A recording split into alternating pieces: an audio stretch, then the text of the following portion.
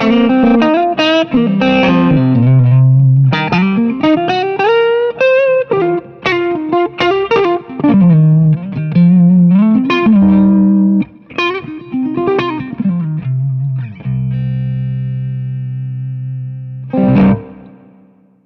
guys, my name's Sam. I'm here with Revv Amplification. Today we're going to be answering one of our most commonly asked questions, which is, should I buy a Dynamis or a Generator 740? We have Joey Landreth here today, and he's going to be doing a demo on both heads. You'll be able to see for yourself.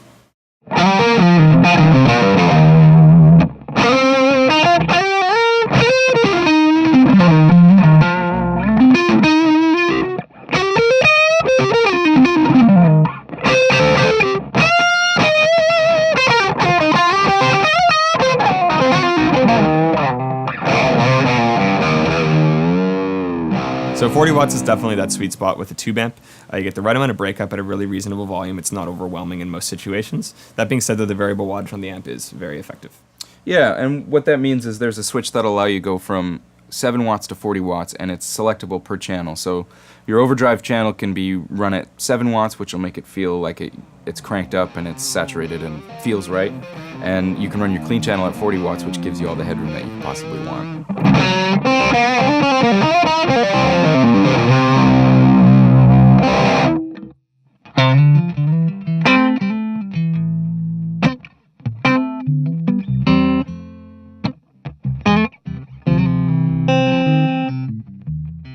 So I personally have used all the different models, the 740, the 100 watt, and the 120, but for me the 740 makes way more sense for the size rooms that I'm playing and the volumes that I get to play at. But the great thing about the 740 is that the clean channel is still really clean and feels like you have a lot more power there. I like to set my amps fairly clean, and I use a lot of pedals, so it works really, really well for managing overdrive pedals and fuzz pedals and kind of everything else. So it works really, really well for me, but the headroom is still kind of there for how I want it to feel. But you know, if you want to use a higher wattage amp, you certainly can. And Sam, I think you do, don't you? I do. I use the 120 watt, which is really nice because generally I'm not using a lot of pedals, and an amp like that, you know, between having 4 separate EQs, second master volume, really eliminates the need for a lot of those pedals. And also with the headroom of the 120, I can get any sort of drive or clean or crunch tones or whatever at a very consistent level. That being said, though, you know, going to the 740, there is something really nice about being able to get the same kind of consistency and tones out of a smaller amp that's literally half the size. And it feels right. Like it feels like the larger amps still has that thump that you would want. Yeah, it has the same response. It's just in a smaller package, so it's really nice being able to go back and forth and know what you're going to get. Yeah, and if you have roadies, which I don't, they'll thank you for saving their backs.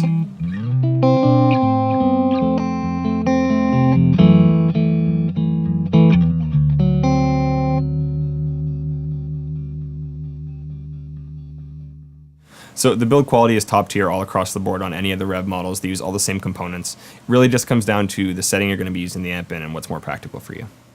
Yeah, the Dynamis is kind of more the pedal platform amp, although both amps do take pedals really, really well. But the Dynamis has kind of got a more full low end. It's a little bit rounder on the nose of the note. So I like to set it kind of as clean as I can, again, like I mentioned before, and use drive pedals in front of it. However, it does virtually all the same things that the Generator 740 does in terms of channel switching, except for there's one less gain stage. But and of course you can combine those with your pedals however you like, sort of to taste. But it's got lots and lots of options on board. I think I kind of agree on what Joey's saying is the Dynamis has this really warm, kind of round classic sound, which is really nice for pedals. Obviously the tones within the amp are great, but it is a little bit more even across the board for that. Whereas the Generator here, it's a little more compressed. It does have the extra gain stage, which can kind of eliminate a lot of the need for pedals and settings like that.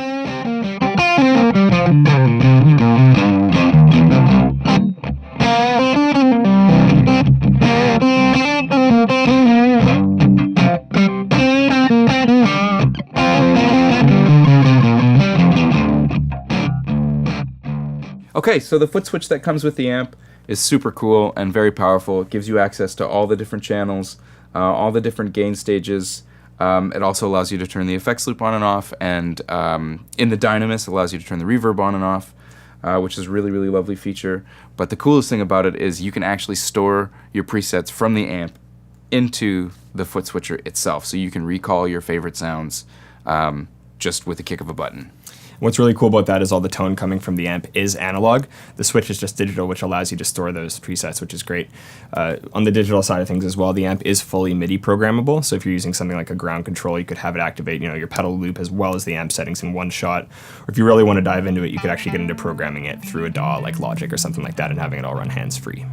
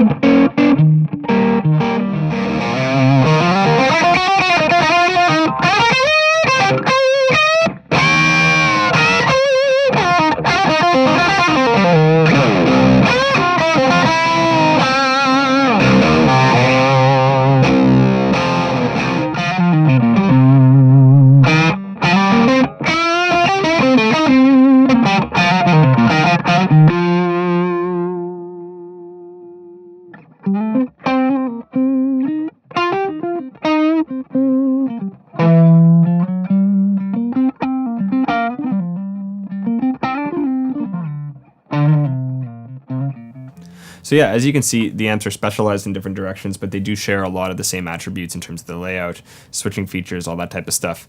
Tonally, the Dynamis is a little bit warmer. It's a little more open, natural sounding. So if you're more of a pedal guy, you want to run more in front, that might make sense for you.